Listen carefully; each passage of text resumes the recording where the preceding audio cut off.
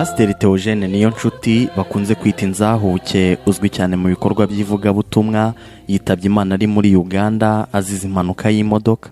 Pasiteri Theogene yitabye Imana ubwo yavaga muri Uganda mu murimo w'Imana. Impanuka yabaye ari kumwe n'abandi bantu babiri, aho umwe nawe yahise apfa, undi wa kabiri arakomereka bikabije ahita ajya muri koma, bikavuga ko nawe yaje kwitaba Imana nk'uko murumuna wa Pasiteri Theogene yabitangaje. Amakuru avuga ko yari yagiye kubwiriza muri Uganda, bakaba bari kuza mu Rwanda, azanye abashyitsi mu Rwanda, bakaba bakoze impanuka bari ku ruhande rwo muri Uganda, aho imodoka bari barimo yagonzwe n'ikamyo mu birometero nka 4 hafi y'umupaka wa Gatuna.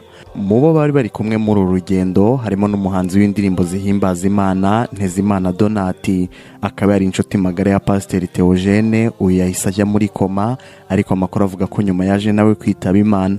Itorero rya ADPR ryihanganisha umuryango wa nyakwigendera, rihagarariwe n'umushumba mukuru w'itorero rya Pentecoste mu Rwanda, Pasiteri Ndayizeye Isayi. Yavuze ko cyari igihe kitoroshye ku itorero n'abakristo muri rusange kuko babuze umuntu w'ingirakamaro. Yakomeje agira ati ni ukwihanganisha umuryango ndetse n'itorero muri rusange kuko yari umuvugabutumwa ufite umumaro mu buryo butandukanye mu gihugu cyacu, Imana yamuhamagaye. Yakomeje avuga ko ubuhamya bwe bwari ubutumwa buvuga ko Imana ihindura amateka y'umuntu igatanga ubuzima bushya. Yakomeje agira ati ni ivugabutumwa ryo gukura abantu mu biyobyabwenge, Imana yamukoreshaga mu buryo bukomeye.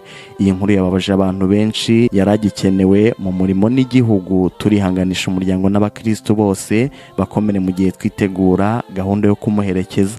Pasiteri Niyonshuti Theogene yari umushumba muri paruwasi ya ADPR Kamuhoza mu itorero rya Muhima. Ivugabutumwa rye rya nyuma ryagutse yarigaragayemo ku wa 17 Kamena 2023. Ni igiterane yatumiyemo cyiswe In His Dwelling, bisobanuye mu buturo bwe, cyahuriranye no kwizihiza isabukuru y'imyaka 5 ya Zion Temple Ntarama.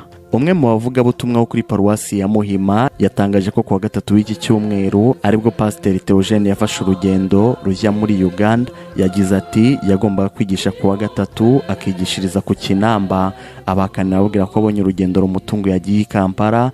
Akomeza avuga ko iryo vugabutumwa ari we wagiye kurikora kuko Pasiteri Theogene yari yagiye.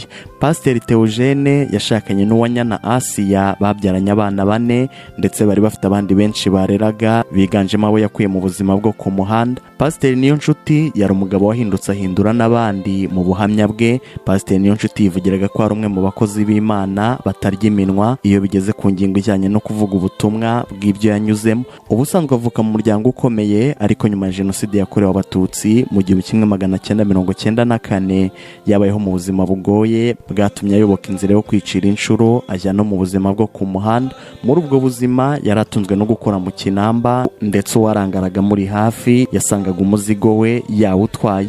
Nyuma yo kurambirwa n'ubwo buzima bwo gushakira amahoro mu rumogi n'ibindi, mu 2003 nibwo yafashe umwanzuro wo kwakira agakiza, ndetse yarakigahagazemo yemye kugeza ubatabarutse, aho yari umuvugabutumwa w'icyitegererezo. Nyuma yo kujya mu gakiza yasubiye ku muhanda, akureyo bamwe mu bo yahasize abahindura ubuzima, bamwe bafasha kwiga imyuga, abandi abafata nk'abana be abarerera iwe. Twihanganishije umuryango we, abakristo muri rusange n'abanyarwanda bose, kuko Pasiteri Theogene yari umuntu w'ingirakamaro, yafashije cyane imitima y'abantu benshi binyuze mu buhamya n'ijambo ry'Imana yigishaga.